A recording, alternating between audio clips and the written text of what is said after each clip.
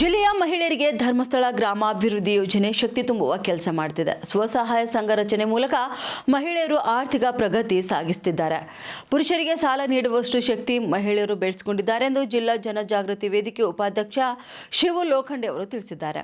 ತಾಲೂಕಿನ ಹಲ್ಬರ್ಗಾ ಗ್ರಾಮದ ರಾಜೋಟೇಶ್ವರ ಮಠದ ಕಲ್ಯಾಣ ಮಂಟಪದಲ್ಲಿ ಶ್ರೀ ಕ್ಷೇತ್ರ ಧರ್ಮಸ್ಥಳ ಗ್ರಾಮಾಭಿವೃದ್ಧಿ ಯೋಜನೆ ಬಿಸಿ ಟ್ರಸ್ಟ್, ಸಾಮೂಹಿಕ ಶ್ರೀ ಅಷ್ಟಲಕ್ಷ್ಮಿ ಪೂಜಾ ಸಮಿತಿ ಮತ್ತು ಪ್ರಗತಿ ಬಂಧು ಸ್ವಸಹಾಯ ಸಂಘಗಳ ಒಕ್ಕೂಟ ಹಲ್ಬರ್ಗಾ ವಲಯದ ಸಹಯೋಗದಲ್ಲಿ ಆಯೋಜನೆ ಮಾಡಿದ್ದ ಸಾಮೂಹಿಕ ಶ್ರೀ ಅಷ್ಟಲಕ್ಷ್ಮಿ ಪೂಜೆ ಮತ್ತು ಧಾರ್ಮಿಕ ಕಾರ್ಯಕ್ರಮ ಉದ್ಘಾಟಿಸಿ ಅವರು ಮಾತನಾಡಿದ್ದಾರೆ.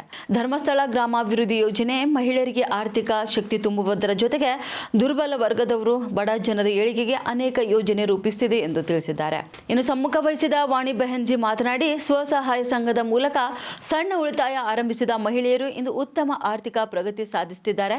ಇದೆಲ್ಲವೂ ಧರ್ಮಸ್ಥಳ ಗ್ರಾಮಾಭಿವೃದ್ಧಿ ಯೋಜನೆಯಿಂದ ಸಾಧ್ಯವಾಗಿದೆ ಎಂದು ತಿಳಿಸಿದ್ದಾರೆ. ಇನ್ನು ಧರ್ಮಸ್ಥಳ ಗ್ರಾಮಾಭಿವೃದ್ಧಿ ಯೋಜನೆ ನಿರ್ದೇಶಕ ಮುರಳೀಧರ್ ಎಚ್ಎಲ್ ಪ್ರಾಸ್ತಾವಿಕ ಮಾತನಾಡಿ, ಗಡಿ ಜಿಲ್ಲೆ ಬೀದರ್ನಲ್ಲಿ ಆರಂಭಿಸಿರುವ ಧರ್ಮಸ್ಥಳ ಗ್ರಾಮಾಭಿವೃದ್ಧಿ ಯೋಜನೆಗಳ 9 ವರ್ಷಗಳು ಪೂರ್ಣಗೊಂಡಿವೆ. 16,000 ಸಂಘಗಳನ್ನು ರಚನೆ ಮಾಡಿದ್ದು 1.44 ಲಕ್ಷ ಮಹಿಳೆಯರು ಸಂಘದ ಸದಸ್ಯರಾಗಿದ್ದಾರೆ. ಇನ್ನು ಸಣ್ಣ ಉಳಿತಾಯದಿಂದ 51 ಕೋಟಿ ರೂಪಾಯಿ ಮಹಿಳೆಯರು ಉಳಿತಾಯ ಮಾಡಿದ್ದಾರೆ ಎಂದು ತಿಳಿಸಿದ್ದಾರೆ. ನಂತರ ಮಲ್ಚಪುರ ಸಿದ್ದಾರೂಢ ಮಠದ ಸದ್ರೂಪಾನಂದ ಸಾನ್ನಿಧ್ಯ ವಹಿಸಿ ಡಾಕ್ಟರ್ ವೀರೇಂದ್ರ ಹೆಗಡೆ ಅವರ ಪರೋಪಕಾರಿ ಜೀವನ ನಮ್ಮೆಲ್ಲರಿಗೂ ಮಾರದಿಯಾಗಿದೆ. ಧರ್ಮಸ್ಥಳ ಗ್ರಾಮಾಭಿವೃದ್ಧಿ ಯೋಜನೆ ಸ್ಥಾಪಿಸಿ ಆ ಮೂಲಕ ಸಮಾಜದಲ್ಲಿನ ಬಡತನ, ಅಜ್ಞಾನವನ್ನು ಹೋಗಲಾಡಿಸುವ ಪ್ರಯತ್ನ ಮಾಡುತ್ತಿರುವುದು ಹೆಮ್ಮೆಯ ಸಂಗತಿ ಎಂದು ಹೇಳಿದ್ದಾರೆ. ಇನ್ನು ಗ್ರಾಮ ಪಂಚಾಯಿತಿ ಅಧ್ಯಕ್ಷೆ ಪದ್ಮಿನಿಬಾಯಿ ಠಾಕೂರ್ ಅಧ್ಯಕ್ಷತೆ ವಹಿಸಿದ್ರು. ನಂತರ ತಾಲೂಕಾ ಯೋಜನಾಧಿಕಾರಿ ಸಂತೋಷ್ ಟಿಎನ್ ಸ್ವಾಗತ ಕೋರಿದ್ರು.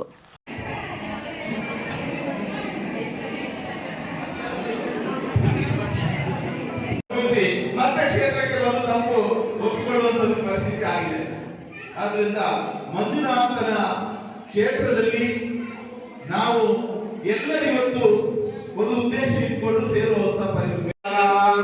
ಓಂ ಮಂಗಲಮ ಓಂಕಾರ ಮಂಗಲ, ಓಂ ಮಂಗಲಮ ಓಂಕಾರ ಮಂಗಲ, ಓಂ